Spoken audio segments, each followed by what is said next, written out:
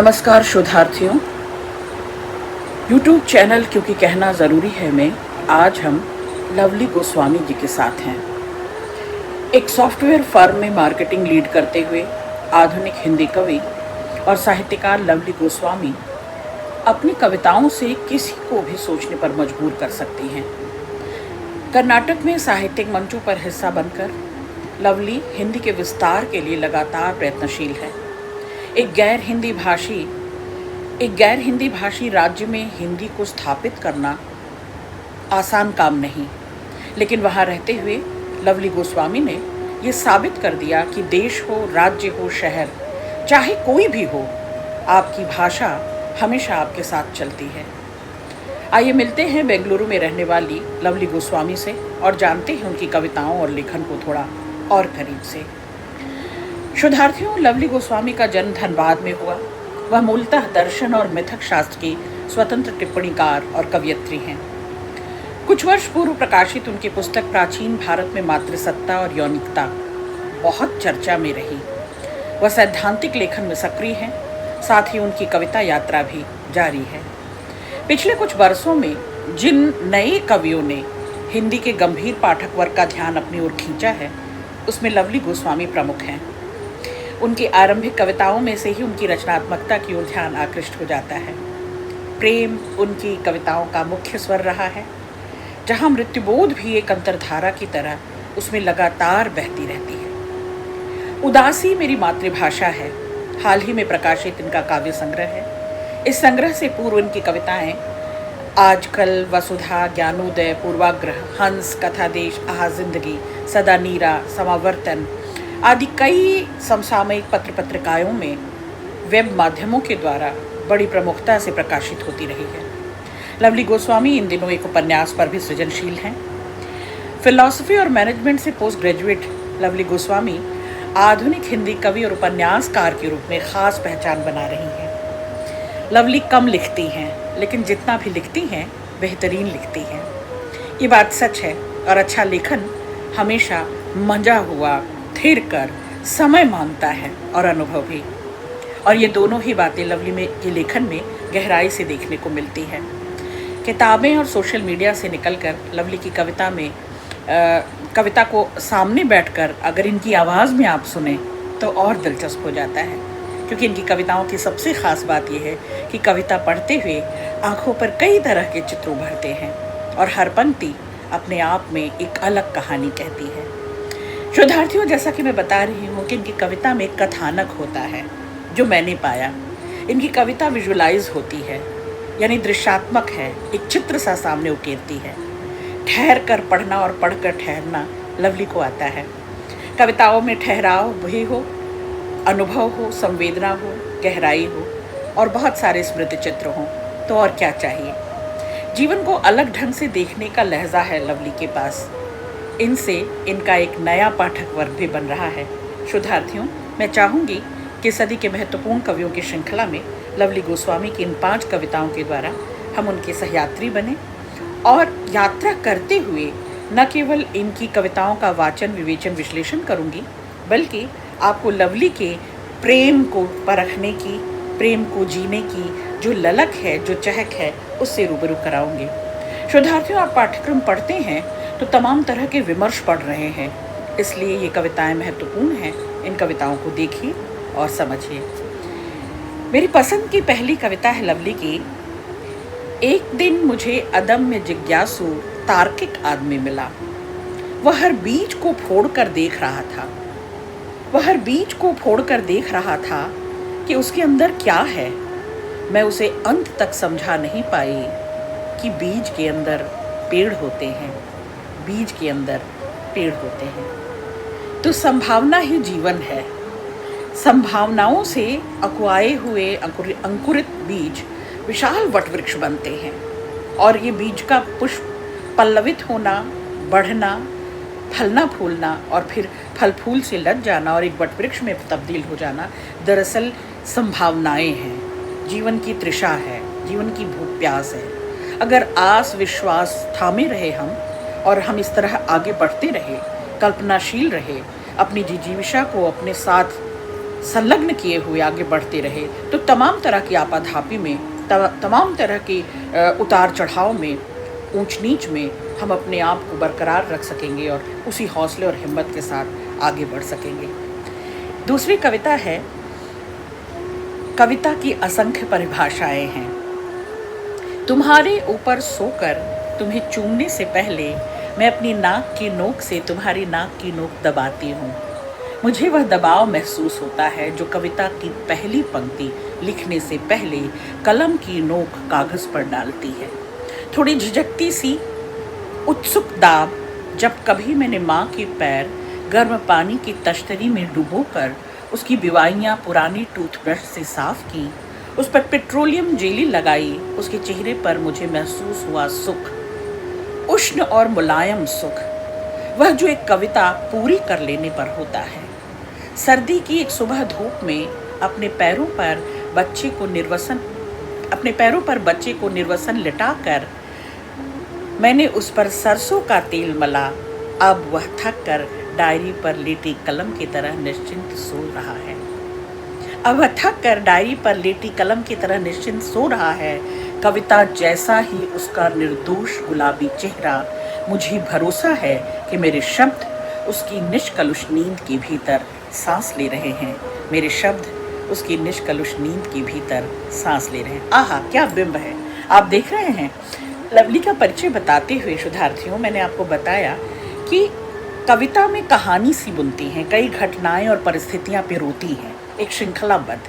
तो यहाँ भी कई दृश्य हैं और उन दृश्यों के बहाने वो कविता को परिभाषित कर रही है। एकदम अनूठी परिभाषा कविता की, कि कविता कैसे जन्म लेती है, कैसे अंदर उथल पुथल मचाती है, कैसे एक स्राव सी और एक पीड़ा जब भी कहीं चोट लगती है तो एक स्राव होता है, चाहे वो आंसुओं का सैलाब हो और चाहे भीतर ही भीतर कोई स्राव जो आपको द्रवित कर दे, जो आपको करुणा में पिघला दे। कविता ऐसे ही जन्म लेती है, फिर उसका फूटना, उसका फैलना, उसका बाहर बह जाना, रिलीज हो जाना और उसको एक शिशु से जोड़ना, इस तरह से माँ की फटी बिवाइयों पर जो नरम और गर्म पानी से उष्ण करते हुए अपने जो भाव माँ के चेहरे पर, जो सुख का भाव माँ के चेहरे पर आता है, कविता को इस पूरी प्रक्रिया में जीती है लवली। एकदम अनूठी तरह का बिंब था। तीसरी कविता मेरी पसंद का है शोधार्थियों, एक प्रेम कविता का सच। दुखों के कितने ही घाव जब एक साथ टीसते हैं, तब आंखों से अंजुरी भर खारा पानी बहता है। 2.5 गज रेशम की चूनर कई झिल्लियों की जीवन भर की मेहनत का नतीजा है। फूलों की एक बड़ी माला में पूरे बगीचे का वसंत कैद होता है। इसीलिए किसी कवि से कभी यह मत पूछना कि वह फिर से प्रेम कविता कब लिखेगा। प्रेम की एक कविता ताल्लुक के कई सालों का दस्तावेज होता है। प्रेम की एक कविता ताल्लुक के कई सालों का दस्तावेज होता है। प्रेम को जीना, प्रेम में पढ़ना, प्रेम में जुझारू रहना, प्रेम की प्रोसेस प्रक्रिया से गुजरना, सतत यात्रा की सहयात्री बनना, कई पड़ावों में, कई उतार चढ़ावों में जीना, उबरना, डूबना, तिरना प्रेम है। तो प्रेम को जिया ही जा सकता है, किया नहीं जा सकता। और लवली कहती हैं कि कई सालों की जद्दोजहद जब फूट कर निकलती है तो एक प्रेम कविता जन्म लेती है, एक डॉक्यूमेंट होता है, एक दस्तावेज बनता है। इसलिए फिर कभी किसी कवि से मत पूछना कि अगली प्रेम कविता कब दे रहे हैं, कब रच रहे हैं। बेहतरीन कविता शोधार्थियों। अगली मेरी पसंद की कविता है एक बेहद मामूली प्रेम कथा। मेरा मन बर्फीली घाटी का वह रास्ता था जिससे या तो वे भिक्षु गुजरे जिन्हें लौटना सिखाया ही नहीं गया था। मेरा मन बर्फीली घाटी का वह रास्ता था जिससे या तो वे भिक्षु गुजरे जिन्हें लौटना सिखाया ही नहीं गया था, या फिर वे व्यापारी बंजारे जिनका मकसद बाजार तक जाने वाले नए रास्ते तलाशना था। बंजारों ने मुझे बेकार बीहड़ कहा। वे बसावटों में दुनिया दुकानदारी जमाने के लिए, बंजारों ने मुझे बेकार बीहड़ कहा। वे बसावटों में दुकानदारी जमाने के लिए कटने मरने लगे। दुनियादार ज्ञानियों ने मुझे नजर बांधने वाली माया कहा। वे भीड़ जमाकर पत्थर पूजने लगे। तुम्हें देखकर मैंने जाना बीहड़ में सिर्फ वे बसते हैं जो खुद बहिष्कृत होते हैं। जीवन ने मुझे यह सिखाया, अगर मन नीरव बर्फीले पहाड़ों सा हो। जीवन ने मुझे सिखाया, अगर मन नीरव बर्फीले पड़ावों सा हो तो बसावटों का मोह नहीं करना चाहिए। बहुत बढ़िया पंक्ति। मेरे मन नीरव बर्फीले पड़ावों सा हो तो बसावटों का मोह नहीं करना चाहिए। वे लोग गलत होते हैं जो मानते हैं कि यात्रा की स्मृतियाँ केवल यात्रियों के पास होती हैं, कि यात्रा की स्मृतियाँ केवल यात्रियों के पास होती हैं। शोधार्थियों, आप देख रहे हैं सतत जीवन यात्रा में कविता के लिए जो ज़रूरी खाद्य वस्तु है, जो ज़रूरी सामग्री है, जो ज़रूरी टूल्स हैं, वो यही हैं।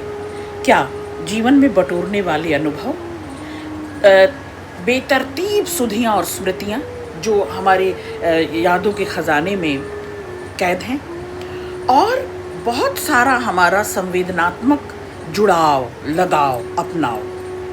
जिन जिन लोगों को जिन जिन पड़ावों पर हम मिलते गए, जुड़ते गए, और मिलने और जुड़ने की प्रक्रिया में हम एक दूसरे के साथ वो सद्भाव, सौहार्द, प्रेम, एक दूसरे का मान सत्कार करते रहे। दरअसल ये वही जुड़ाव है, ये वही यात्रा है जो कई पड़ावों के बाद एक मुकाम की आस छोड़ देता है, क्योंकि प्रक्रिया इटसेल्फ, प्रोसेस में ही वो सुख मिलने लगता है, प्रक्रिया में ही वो सुख मिलने लगता है कि किसी मंजिल की, किसी मुकाम की ज़रूरत ही नहीं रह जाती, चाहत ही नहीं रह जाती। बेहतरीन कविता है ये लवली। अगली कविता जो मैं अपने शोधार्थियों के लिए पढ़ना चाहूँगी, कुछ सचों के बारे में, एक सच नहीं, कुछ सचों के बारे में। और सच को इन्होंने बहुवचन कैसे कर दिया, इस कविता को हम पढ़ते हुए ज़रूर इसे जांचेंगे। कविता का एक सच सुनो, जब सब तेज तर्रार चौकन्ने झूठ सोते हैं, शर्मीली सच्चाइयाँ कविता में अंकुरती जागती है। जब सदिच्छाएं हारने लगती हैं, वे कला की शरण ले लेती हैं। तुम्हारी याद मुंह लटकाए घर की सबसे छोटी चारदीवारी पर बैठी है। उसे अशरीरी उपस्थिति के दहलीज दिलासे से नहीं पसंद, उसे अशरीरी उपस्थिति के लजीज दिलासे नहीं पसंद। शाखाओं की जड़ें पेड़ के अंदर फूटती हैं, प्रेम की शाखाएं, प्रेम की शाखाएं स्मृतियों के अंदर फूटती हैं। मिठास रंग में डूबा हुआ ऊन का गोला है, जिसे बहते पानी बीच रख दो तो रंग तमाम उम्र एक गाढ़ी लकीर बन बहता है। प्रेम के गहनतम क्षणों में तुम्हारी हथेलियां, प्रेम के गहनतम क्षणों में तुम्हारी हथेलियों बीच मेरा चेहरा पहली किरण की गुनगुनाहट समोए ओस के सितारे की तरह टिमटिमाता है। मेरे केश तुम्हारी उंगलियों से झरकर चादर पर सपनों की जड़ों की तरह फैलते हैं। आप देख रहे हैं, बिंब देखें आप, क्या इमेजेस बनाती हैं। प्रेम के गहनतम क्षणों में तुम्हारी हथेलियों बीच मेरा चेहरा पहली किरण की गुनगुनाहट समोए ओस के सितारे की तरह टिमटिमाता है। मेरे केश तुम्हारी उंगलियों से झरकर चादर पर सपनों की जड़ों की तरह फैलते हैं। देह तुम्हारी ओर शाखाओं की तरह उमड़ती है। सघन मेघों की तरह मुझ पर झुके तुम, सघन मेघों की तरह मुझ पर झुके तुम मेरे सपने सींचते हो। मेरा स्वप्न फल तुम्हारी नाभि पर आदम के सेब की तरह उभरा है। तुमने देखा स्वयंभू शिव की भी नाभि होती है। कभी कुछ भी हो, अपने 1000वें अंश में सचों का पहरुआ होता है। कभी कुछ भी हो, अपने 1000वें अंश में सचों का पहरुआ होता है। हवा की रेल खुशबू को न्योतती नहीं है, खुशबू अनाधिकार हवा में प्रवेश नहीं करती। कुछ लोग बने ही होते हैं एक दूसरे में मिल जाने के लिए। कुछ लोग बने ही होते हैं एक दूसरे में मिल जाने के लिए। हमें दुख सिर्फ वह दे सकता है जिससे हम सुख चाहते हैं। हमें दुख सिर्फ वह दे सकता है जिससे हम सुख चाहते हैं। जिससे अंदर इच्छा न हो उस पर अत्याचार तो किया जा सकता है। जिससे अंदर इच्छा न हो उस पर अत्याचार तो किया जा सकता है, लेकिन उसका शोषण नहीं किया जा सकता, उसका शोषण नहीं किया जा सकता। ये कविता एक फलसफे को लेकर है। आप देखें, इस कविता में मुझे एक दर्शन मिलता है। आदि से अंत तक आप देखें कि कई पौराणिक चरित्र, कई इतिहास के दृश्य दिखते हैं आपको, कई बिंब बनाती हैं वो। प्रेम को लेकर इनकी जो अपनी तरह की अनूठी व्यंजना है, बिल्कुल अनूठी व्यंजना है शोधार्थियों। प्रेम को लेकर या आस प्यास को लेकर या दो प्रेमी युगल के एक दूसरे में बिंधने और बंधने की जो प्रक्रिया है, जो जितने गहरे जड़ों की तरह पसरती है, दूर दूर तक फैलती है, वैसी ही वो शाखाओं में व्यापक ऊर्ध्वगामी है, आकाश को भी चूमती हुई होती है। स्वप्न की बात करती हैं, सघन मेघों की बात करती हैं, आलिंगन की बात करती हैं, लेकिन ये सब जैसे लगता है कि एक क्या कह सकते हैं, एक अनुगूंज की तरह लवली को सब ओर से घेरे हुए हैं। कहती हैं कि कवि स्वयंभू होता है, कवि उस विधाता की तरह ही होता है जो वह भी रच सकता है, जो कल्पनातीत है, जो आशातीत है। तो उम्मीदों को सजाने वाला, कल्पना को सजाने वाला, आशा और उम्मीद लोगों में जगाने वाला, निराश उदास हताश लोगों में जिजीविषा भर देने वाला कवि स्वयंभू होता है।